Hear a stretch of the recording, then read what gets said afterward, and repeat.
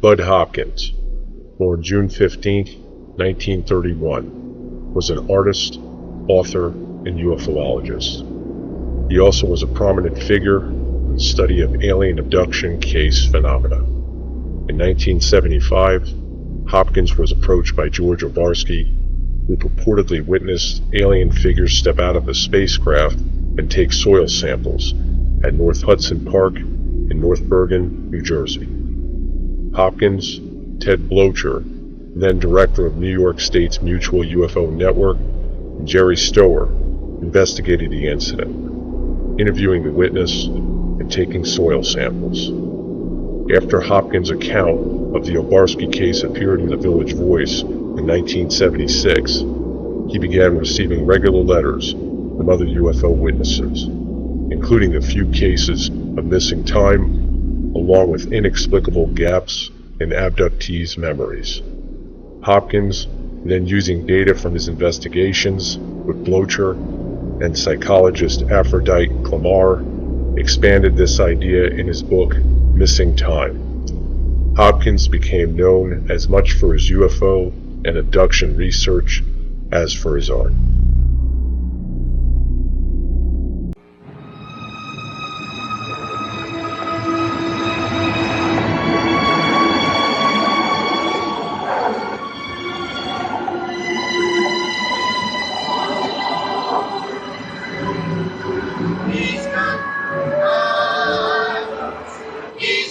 In the early morning hours of September 19th, 1961, Betty and Barney Hill were traveling a deserted New Hampshire highway when an event occurred that would forever change the course of their lives.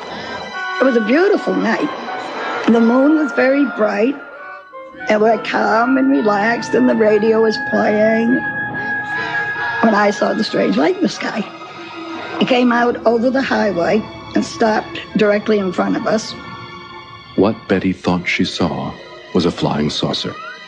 And at this point, Barney got out with the binoculars in an attempt to identify the craft. And as he looked up, he could see a row of men standing in the windows, looking down at him. The craft began to descend, and he had the feeling they were trying to abduct him.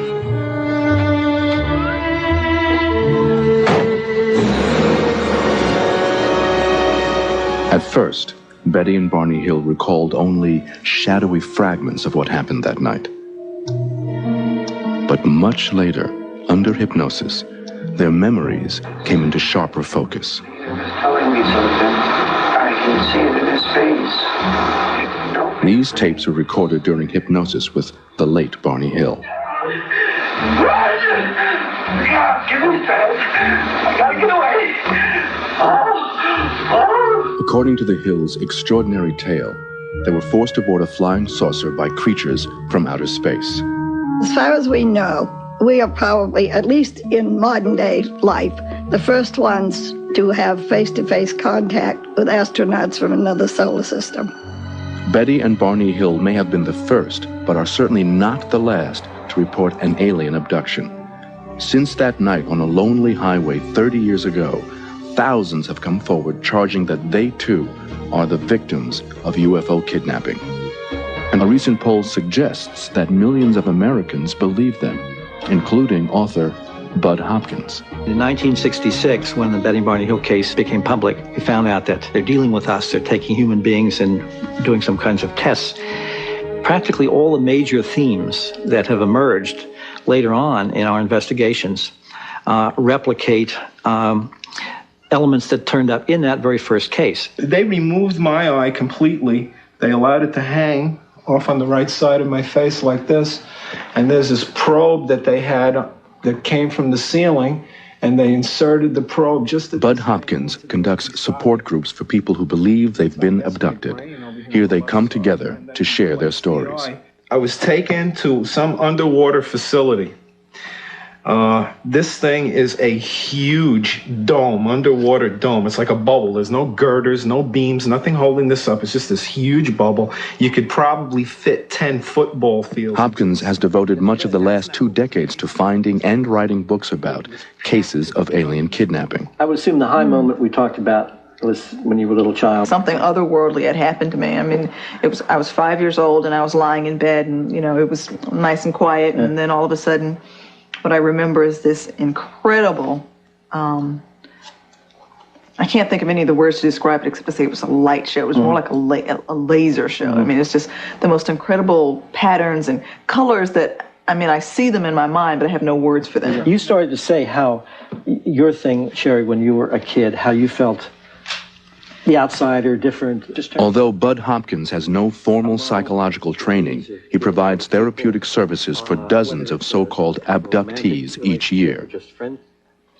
His New York loft, once exclusively a studio for his successful career as an artist, is increasingly overrun with calls, letters, and drawings from people describing their own strange encounters with creatures like these. These are very small, frail-looking figures. And all of the power or energy or force or whatever they seem to have really resides in the eyes, because the body is something that has no tensile strength at all. But the eyes are very powerful and controlling. The most striking physical feature are the eyes, I think. They're frightening, they're black, almost liquidy. That's the first thing that I've noticed. And then the skin's white. They look very frail to me. Like you could hurt them if you were able to, but you're not able to. Essentially, what always happens, virtually always happens, the person is paralyzed, they cannot move, they can be in bed at night. I was taken from my bedroom one night, and I was being carried out of the house, and these beings have the ability to literally walk through walls, doors, solid objects. They are approached by small figures. This is the most terrifying moment in the whole experience for them. Seeing a figure standing at the foot of the bed and then feeling like my skin was moving as if in a G-force back. They're usually lifted up through some kind of light beam. I know this sounds absolutely peculiar, but that's what you get again and again and again. I'd be floated outside and then in a beam of light lifted up into a ship. And the most striking thing, or the things I remember the most, were what I'd consider the examination room, where the floor was like a jet black, like an obsidian black. And then it appeared to be kind of a stainless steel table, very cold, very metallic. They have probed me anally. They have stuck needles up my nose. They have stuck needles in my eyes. They have probed my ears. I remember being subjected to a procedure that involves taking semen, placed on a operating table, immobilized. I was induced to have an erection.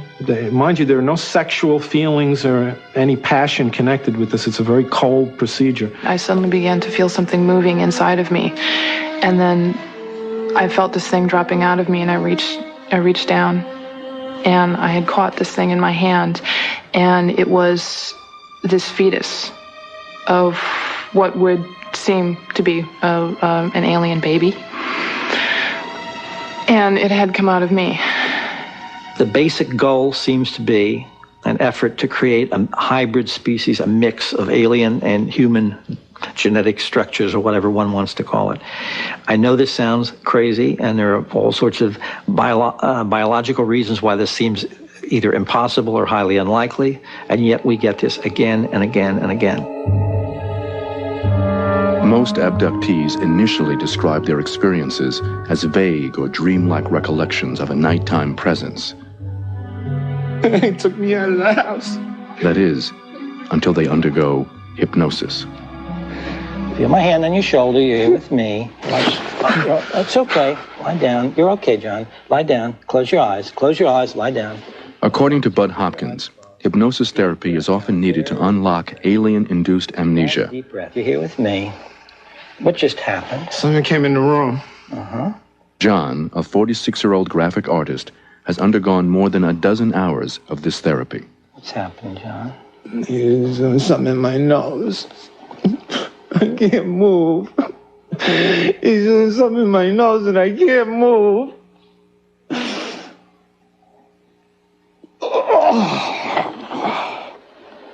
What is it? It's that recording thing, that tracking thing that they have to put in there. Did he tell you that's what it is? John recalls aliens implanting a tracking device in his nose, but like other physical evidence, it is never recovered. Instead, the proof offered for abductions is the stories themselves. We move so far. Is the case material mounted up, and case after case after case replicated the cases before. And these were totally believable people from all walks of life, and even down to tiny details in their descriptions of what happened to them. These tiny details were replicated again and again. You have to feel you're dealing with a phenomenon that has an absolute core of reality about it. There are a number of psychological and psychiatric studies that have been done of these individuals, and none of them has shown any consistent personality pattern, none has shown any consistent psychopathology. A number of the people have been traumatized by their experiences, but that is as a result of the experiences. Harvard University psychiatrist John Mack seems an unlikely proponent of alien abduction. I first got into this field really without knowing I was getting into it. I had a psychologist colleague who asked me, did I want to meet Bud Hopkins? And I said, who's he? This was the fall of 1989. And she explained that he was an artist in New York who took seriously the stories of people who reported being taken by alien beings into spacecraft. And my reaction to her was that he must be quite mad if he believes such stories, and he must be dealing with some contemporary sort of psychosis. So he came to me, and I began showing him the material. One of the interesting things that I did was I handed him 20 unopened letters that I had not looked at myself, had not read them, not opened them, that I had received in this box of ongoing mail from people who obviously were writing in because they felt they'd had experiences. And I said, John, you open these letters, you read them, you tell me, is this some sort of range of strange psychological problems, or are these people describing a real experience? And he called me the next day to say he was quite astonished by this. In case after case after case, I've been impressed with the consistency of the story, the sincerity with which people tell their stories, the power of the feelings connected with this, the self-doubt, all the appropriate responses that these people have. When John Mack threw his reputation and the name of Harvard behind this strange phenomenon, abduction stories gained credibility. This caused many scientists to sit up and take notice. Astronomer Carl Sagan. I personally have been captured by the notion of extraterrestrial life, and especially extraterrestrial intelligence, from childhood.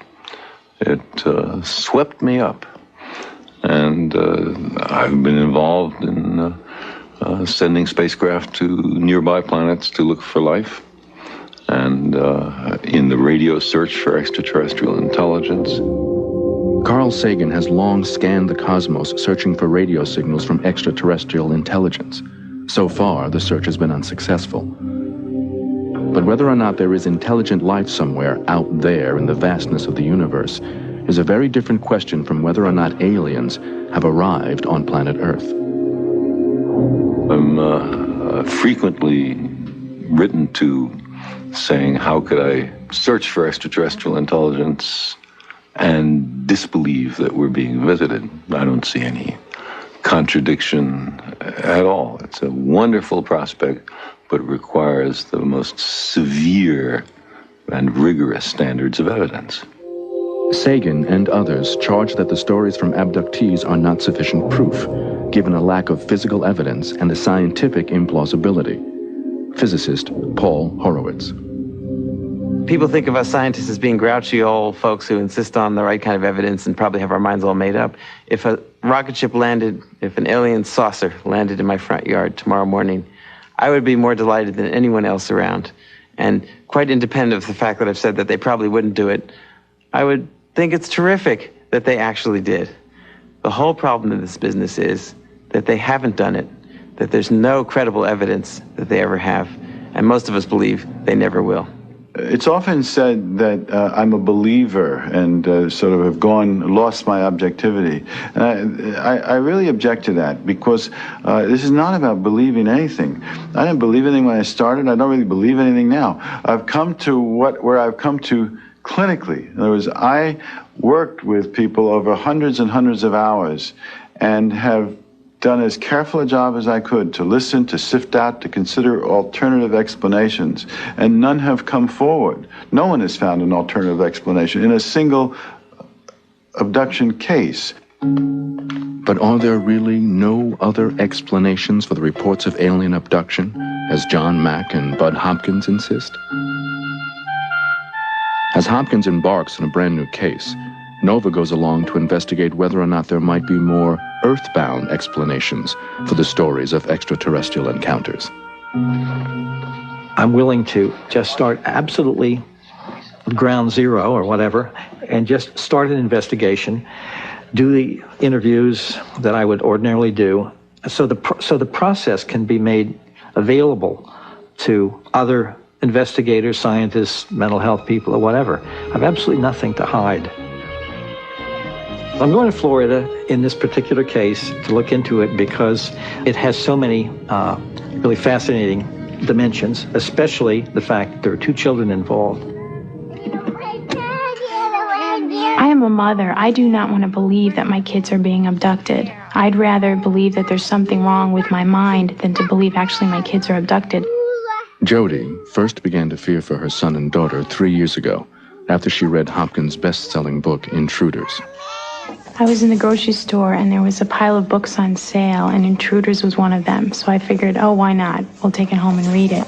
I could not believe how many similarities there were between the book and what happened in my life. And I always knew that something had happened and that there was a presence in my room and there was these little men, but I had no way of categorizing it until I read the book.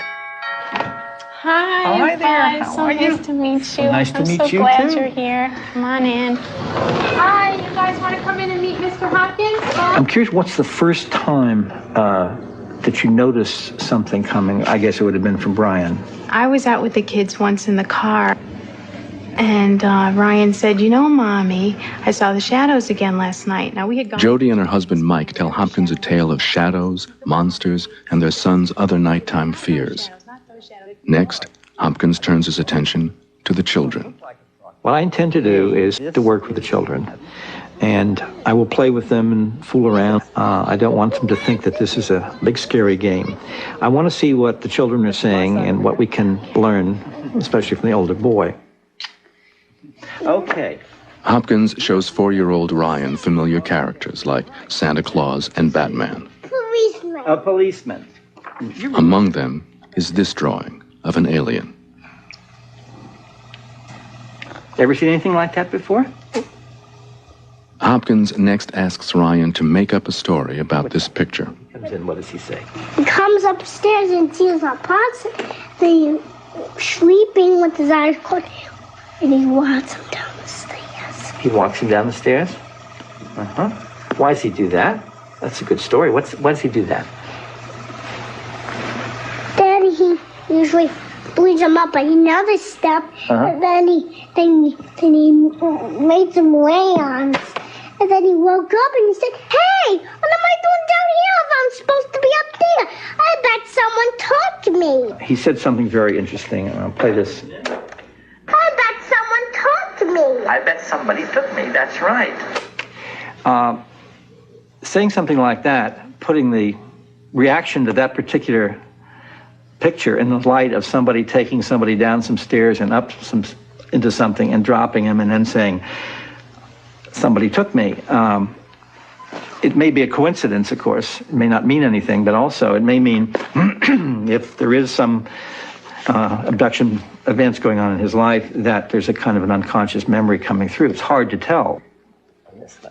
Hopkins also questions toddler Paula. Yeah, Have you ever seen him? Yeah. Yeah. You seen him? Yeah. Where do you see him? Aside. Right now, what I want you to do is to feel yourself relaxing even more deeply. Encouraged by his investigation, Hopkins begins a lengthy hypnosis session with Jody to probe her experiences more deeply. What are your feelings right now? I'm just thinking, okay, I don't mind this. This is okay. As long as it doesn't go further. What are you afraid would happen if it went further? What would that mean? I don't know. I'd be laying down one of their operations again or something. So moving up systematically to your female parts. Well, why do you think the thighs are clamped? I hate to say this. I just feel like they want him open. Mm-hmm.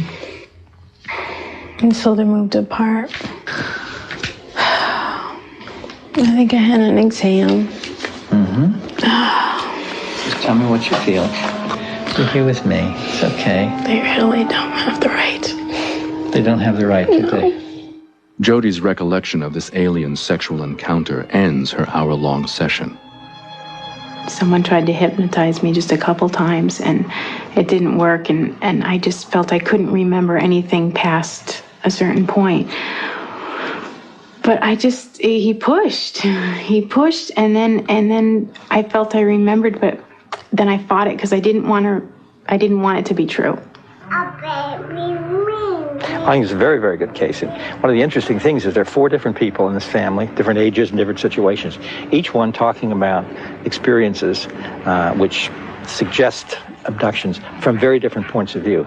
The fact that they're a very together family is very important because there's nothing that would suggest hysteria or plotting or lying or any of those things. To Bud Hopkins, this is compelling evidence. Children who pause at drawings of aliens, dreams of strange events that feel real, and images of traumatic sexual assault remembered only under hypnosis. Now Hopkins is about to unearth more stories of midnight abduction. I'm going to go next door to one of the neighbors of the family I've been visiting because I've found that there seem to be abduction experiences taking place in the life of the residents of this particular house. And as we often find,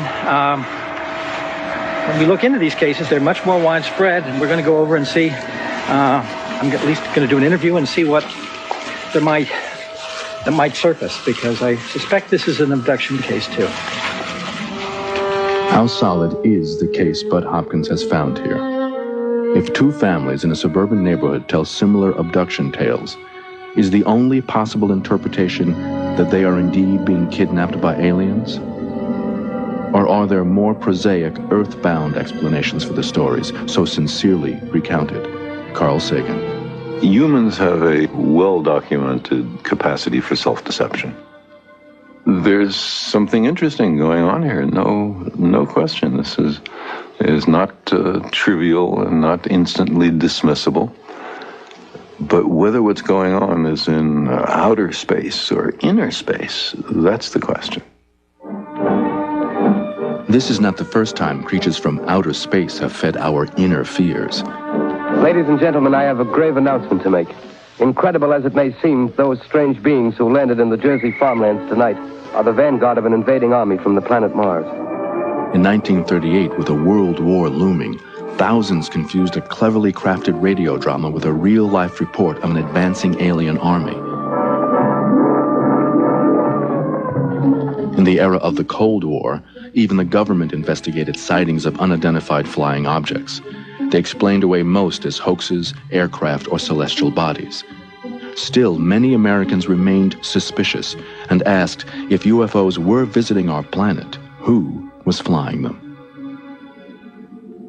Hollywood provided a fictitious answer. We have come to visit you in peace and with goodwill. People avidly watched the skies, and some gathered to celebrate their alien encounters. I have made telepathic contact for the past 8 years with many space people from many areas of space, both inside and outside of this solar system. You are about to experience the awe and mystery which reaches from the inner mind to... In 1964, this cult hit featured an alien with telepathic powers, very much like those Barney and Betty Hill described just days after this broadcast. They had a gray tone to the skin, smaller nose, and thin slit for mouth. They had larger eyes than ours. And in the weeks following this television movie of the Hills' own story, many reported similar abductions. By 1977, tales of close encounters of the third kind captivated the nation. In this wildly successful film, big-headed creatures visited Earth to communicate with humans. In the year following its release, UFO encounter reports surged.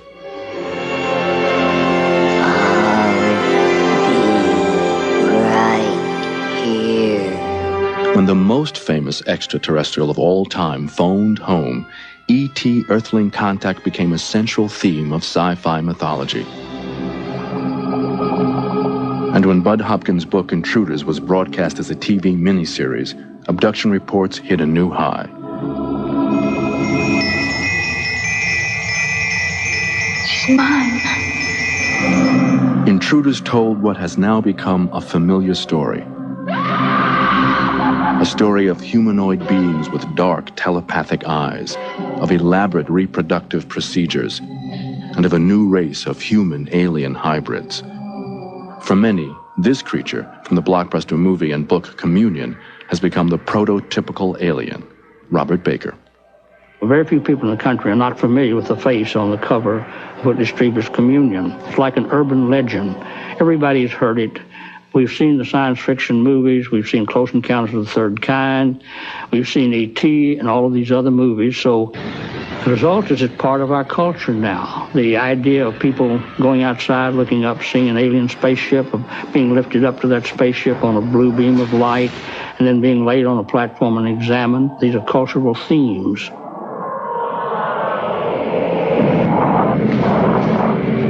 Four years after the release of Communion, a member of Bud Hopkins' group made drawings of his experiences. This guy's about 3 feet, 3.5 feet tall. There's the large black eyes, the pear-shaped head.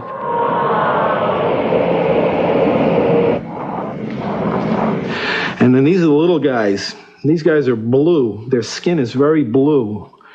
Usually it's the grays that are involved with us during the abduction experiences. These guys appear to be helpers. That wand he's holding is a human cattle prod. It's a very effective little toy at gaining your cooperation. The script for abductions is widely known, but does it reflect the reality of people's experiences, or does it fuel them? There's two stories. One is we're being sexually abducted by beings from other worlds. And the other is that there is a pervasive, common hallucination that at least thousands of humans share. Now, these are both disquieting possibilities. And neither alternative makes anybody happy. But if you ask me now which is more likely, it is absolutely clear that people hallucinate. There's no question about that. Could this tendency to hallucinate be a seed for tales of abduction?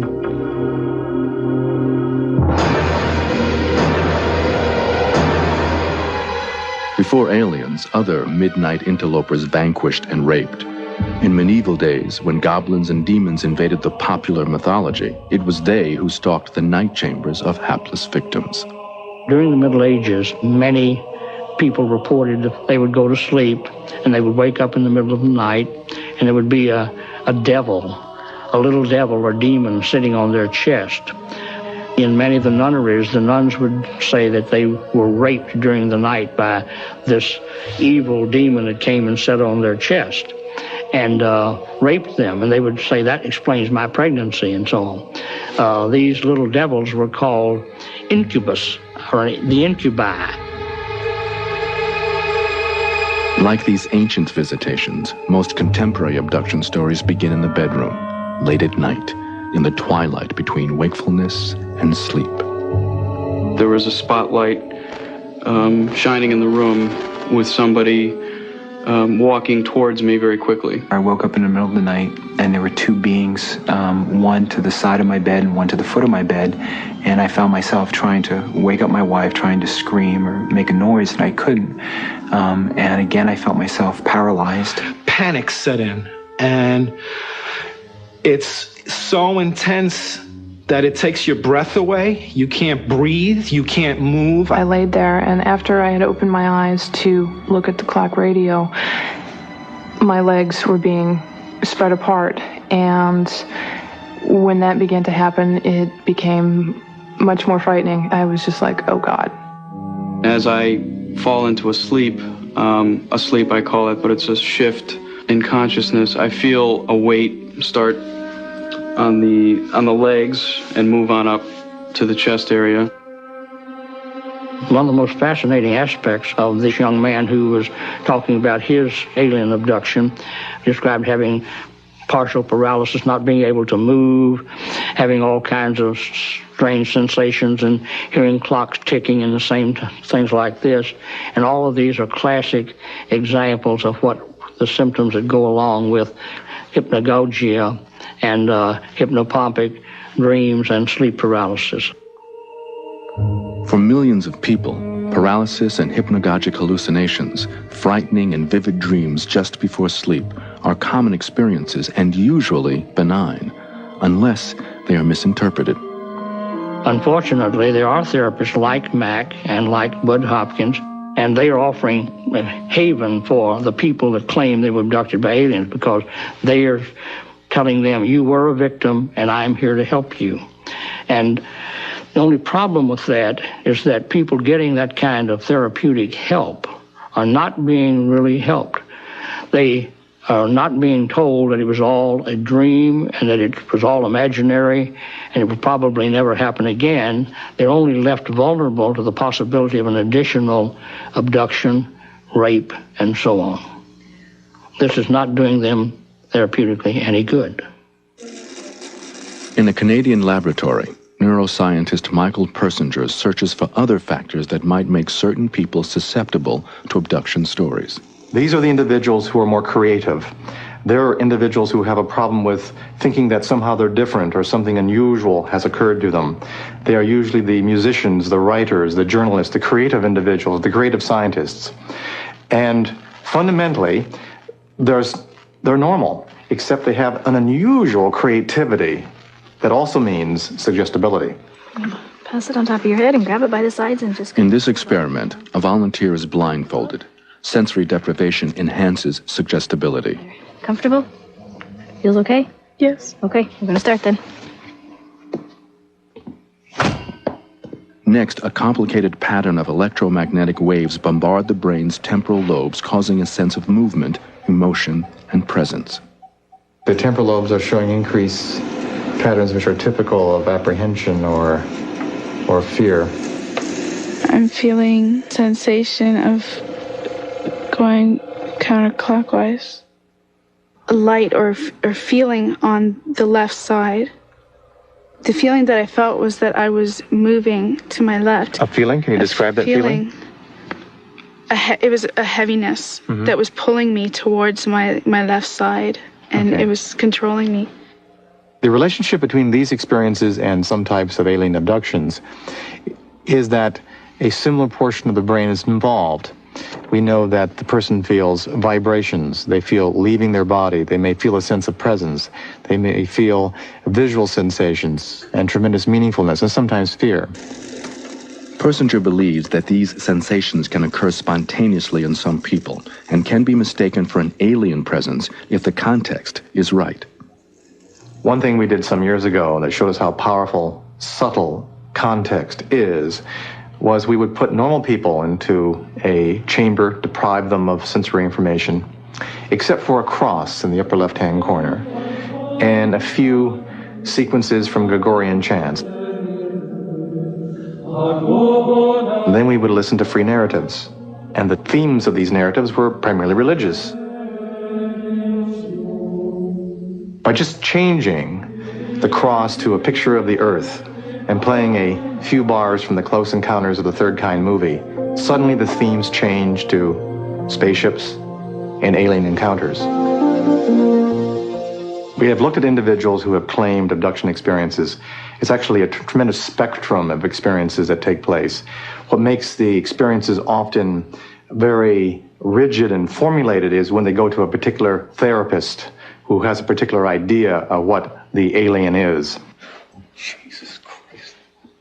But the neurological and cultural explanations for abduction stories do not satisfy Bud Hopkins. I gotta get out of here.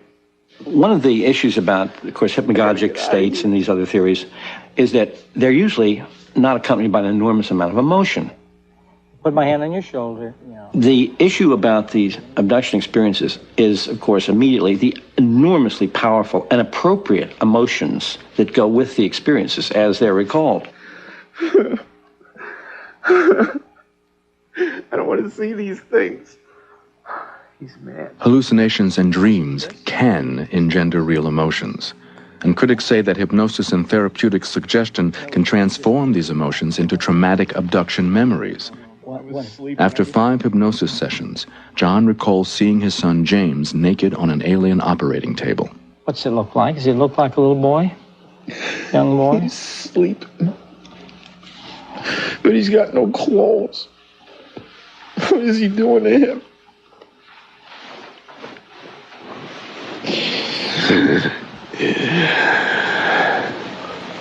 You sure it was, or you just think? That was James. It was James. Psychologist Elizabeth Loftus. If you convince someone falsely that they were victims or that they had some horrible experience, and they now believe in this false experience, they can feel very emotional about it. My boy. And they may cry, they may scream, they may tremble, they may feel terrible, but it's a feeling terrible about a false memory that they've now adopted for themselves. To investigate just how malleable and unreliable memory can be, Loftus conducted a well-known experiment, Lost in a Shopping Mall. She and her researchers attempted to implant a memory of a traumatic event that never took place. The latest work that I've been doing involves trying to get people to believe and remember that when they were children, they were lost in a shopping mall. They were lost for an extended period of time, that they were frightened, they were crying, and they were ultimately rescued by an elderly person and then brought back together with their family. You actually were lost from your parents for a little while. As her family confirmed, the subject was not lost, but the researcher plants the suggestion and prompts her to remember the scene. Do you remember an older woman might have taken you to security? Mm-mm. Okay. Do you ever remember hearing your name on the PA system? Yeah, I do remember that. Could it have been this It could have time been. when you were 5? It could have been. Once a memory has been implanted through suggestion, it can seem very, very real to the person. A person can elaborate on it, describe it in greater detail, feel it and experience it with a lot of confidence, even though it's false. In our shopping mall paradigm, we've gotten people to remember all kinds of details about the elderly person who supposedly rescued them. There was an elderly lady who came up to you and asked you your name. Do you remember anything about her? I almost remember her like wearing a long skirt and a sweater, but 1 week later, the subject has constructed a detailed memory of an event that never took place. Do you remember her asking you the sound of her voice? I do remember her asking me if I was lost, and then asking my name, and then saying something about taking me to security. Through suggestion, we're finding that maybe as many as a quarter of our subjects will develop a complete or a partial memory of this experience that never really happened to them. Now you're on a train taking a trip back in time. We're going slowly down through the years. According to psychologist Robert Baker, hypnosis enhances this natural suggestibility. Hypnosis is nothing except the turning on of the human imagination. And that can be turned on best by having someone relax, get them into a relaxed state, and then provide them with suggestions. If the person getting them to relax is a respected, charismatic figure, somebody that is looked up to, then the person will more than likely comply with the request made by the so-called hypnotist. Concentrate on those muscles and let them go soft and loose and limp. Just like a knife going through hot butter. The hypnotist says, go back in the past and remember when you were a soldier in the Civil War. The individual being hypnotized will make a maximum effort to do exactly that with his memory. He will rake his memory to see if he can remember having read The Red Badge of Courage or some other Civil War novel, and then he will identify with that character that is suggested to him, and he will do his damnedest to create a credible, believable story. 1300. To demonstrate his point, Baker takes his subject backwards in time. You're not in the United States, North America anymore. You're somewhere else. I want you to open your eyes, look around, and tell me where you are. I seem to be involved with a team of horses that are going much too fast. I was kind of enjoying riding so quickly, but I could see the horses' manes sort of flying back. Are you controlling them now? Yeah, I think so. Where was this happening? I don't know. I want you to focus on it. What's going on? After this session, Baker will debrief his subject, but for now, she imagines she is back in the days of the Roman Empire. Were you small, very small little girl, or big person, grown up? I was a man, a young man. Young man. What was that young man's name? What's your name? It ends in IUS. It seems sort of Latinate, like Aurelius or something, yes. What kind of clothes were you wearing? A short leather, sort of tunic-y. I seem to have long, high boots laced up. What are your feelings right now? I just know that they're there. I don't even know if I see them that well. Psychologist Loftus sees the power of suggestion at work in Bud Hopkins' hypnosis sessions. Let's go back to the very first moment. I want you to tell me just how your body feels. Your body has its own memories, and they're almost separate from the memories of your mind. Your body remembers how it feels. One of these obvious things is that he's pressing her for more details. He's pressing her with, you can remember more, your body remembers, you can remember more. And it's an encouragement to elaborate, to imagine. Everything's fine. Later on, he's going to help her interpret these mental products as if they are actual experiences. So you sit on this thing and there are three around you, you say? And then what happens? Oh, I don't know why this is coming to me, but they have to take off my shirt. They take off your shirt.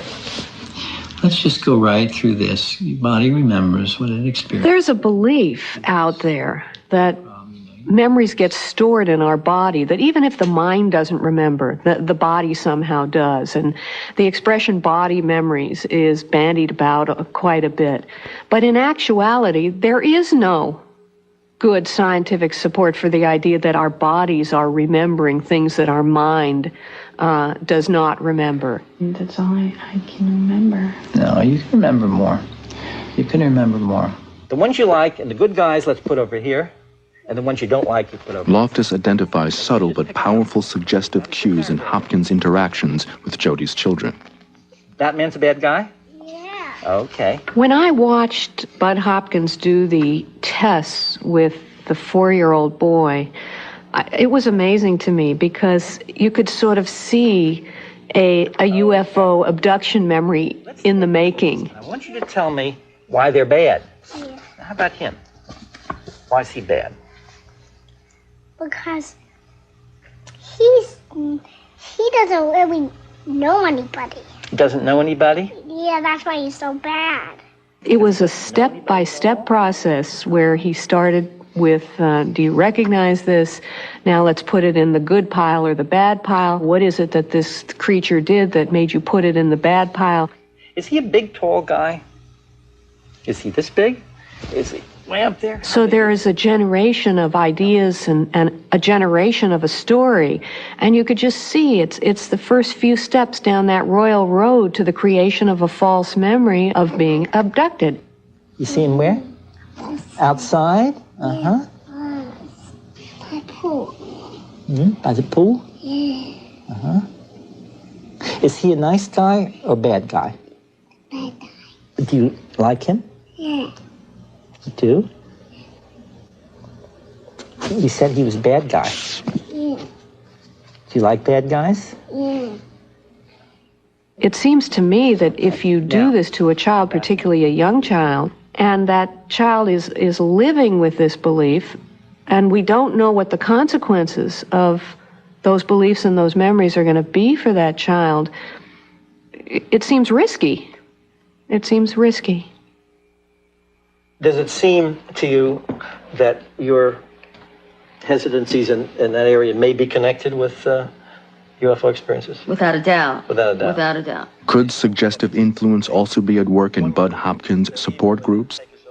Social psychologist Richard Offshee considers this a likely environment for the creation of false beliefs. Exactly. Well, what I saw on that tape was someone first taking on the role of an authority figure and therapist. Let's just take the issue of relationships with other people. I mean, everybody in the world has relationship problems. Up until I was about 18 years old, I was almost asexual. Next, people are revealing things about themselves that they clearly find embarrassing, defects in their lives. And he's helping them explain these things away as the product of the aliens coming to see them. The worst was the implantation. That was the implantation. That Based was the on most degrading experience. Degrading, Yeah. I don't remember, that stuff with the implants, the fetal implants, or them taking something away. And like I told you before, I think that's my own defenses, because I don't know if I'd be able to really handle that very well. I thought it was interesting the way in which the woman who commented about how she didn't quite have the memories that somebody else had because they must be blocked. Well, it makes it very clear where that's going. The person who has imagined it thinks that what they've done is access a memory, so they accept that image as a memory. They now genuinely believe it's real, and when they offer it to the group and are rewarded for having found what was expected, it all makes sense. I don't know if there's such a thing as collective hallucinations. I don't think there is. I don't see why my life... Like Hopkins, John Mack leads regular support groups. Oh, you saw that too. One former member has come forward with an insider's view of the making of an alien abduction. When Donna Bassett heard about the Harvard professor, she says she decided to infiltrate Mack's organization. Yes, dreams. Bassett sent him a letter describing a family history of abductions. Mack agreed to meet and beforehand sent a package of articles which gave Bassett the impression he believed her story. He actually sent me material in advance of the first meeting to review. So he had already made up his mind that I was an abductee based on a letter without any prior contact. These documents went into such detail about what was expected of an abductee, including sound effects, body movement, descriptions. And, it was impossible not to be prepared for the meeting. They met at a Cambridge hotel. Later at Mack's house, he taped 3 hypnosis sessions which Bassett claims she faked. Her husband and Mack's assistant were present. That's it. Just be calm. You're fine. You're doing just great. Here you are in a bedroom with this strange man looming over you in the darkness. And it makes you uncomfortable, especially since the technique he's using makes you very aware of your own body. Your body is very sensitive. Yes. What is the worst part of the treatment? They put this cold thing. Cold thing, where do they put it? Inside of me. Where? In your belly, in your vagina? Where? Yes. To appeal to peace activist Mac, Bassett says she cooked up a story of aliens trying to save our planet by bringing together longtime political adversaries. It had been the anniversary of the Cuban Missile Crisis.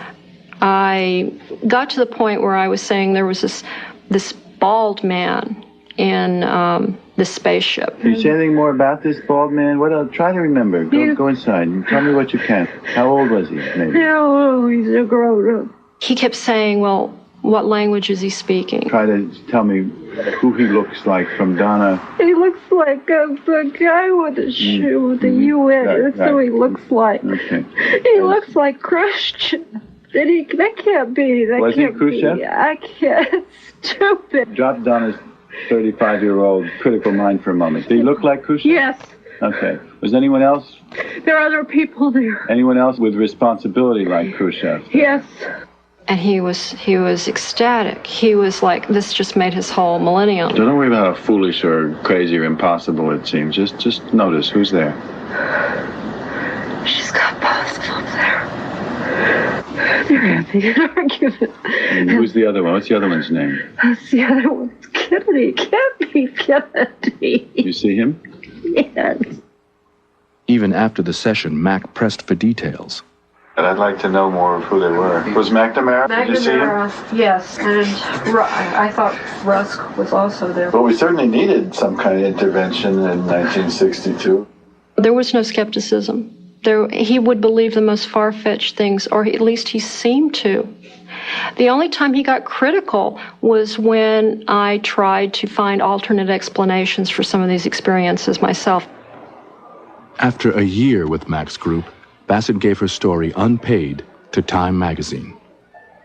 I don't know what really is motivating Donna Bassett. She's, in contrast to virtually everyone else I've worked with, she set out to make a name for herself as my nemesis and attacker and critic, and was able to get a damaging story into Time magazine. I don't know, for me I worked with Donna in good faith, and she claims it was all a hoax, and people I know in the experiencer community think that she did not hoax, that she's an experiencer who never came to terms with her experiences. The ease with which Mac accepts either deliberate, misleading, or hypnotic fantasies as real is very frightening for someone who's in a position of authority, for someone who's in a position of telling people this stuff is real.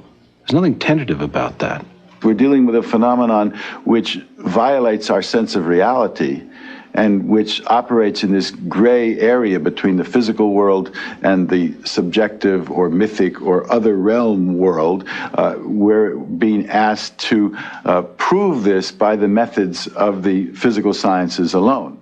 But those methods, in my view, will not yield its secrets. In 1994, concerned by mounting scientific criticism of John Mack and his research, Harvard University launched a lengthy internal review. In the end, with academic freedom at issue, the university took no adverse action.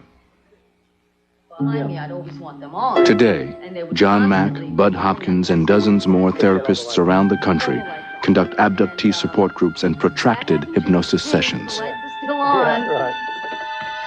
Hopkins is also at work on a new book, another installment in the popular culture of UFO kidnapping. Perhaps paving the way for more and more people to come forward as Betty and Barney Hill did in the 1960s with their own shadowy memories of alien intruders. For many prefer these fantastical stories to the more prosaic explanations offered by science.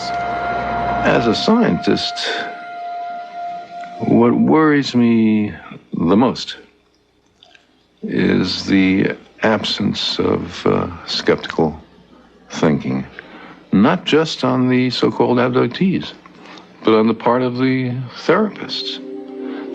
Because I believe that the method of science is tried and true. It is not perfect, it's just the best we have. And to abandon it with its skeptical protocols is the pathway to a dark age. Bud Hopkins died August 21st, 2011. Behavioral patterns extrapolated from abductee letters led Hopkins to identify core emotional responses based on their experiences: fear, awe, or wonderment at alien technological abilities with affection toward their captors. He believed aliens were either incapable of understanding the psychological effects of their encounters with humans, or that they were a callous, indifferent, immoral race bent solely upon gratifying their own scientific needs at whatever cost to us. One question that must be asked regardless of your beliefs is the image above reflects implants surgically removed from claimed abductees after the filming of this documentary. One has to wonder what the doctors' and scientists' feelings are today about the stories told by the abductees knowing this physical evidence now exists. It's also interesting to point out some obvious patterns in abduction cases. All abductees are in desolate areas upon abduction, with few, if any, witnesses.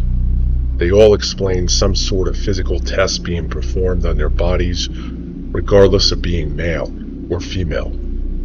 They are all returned to the same location, or close to it.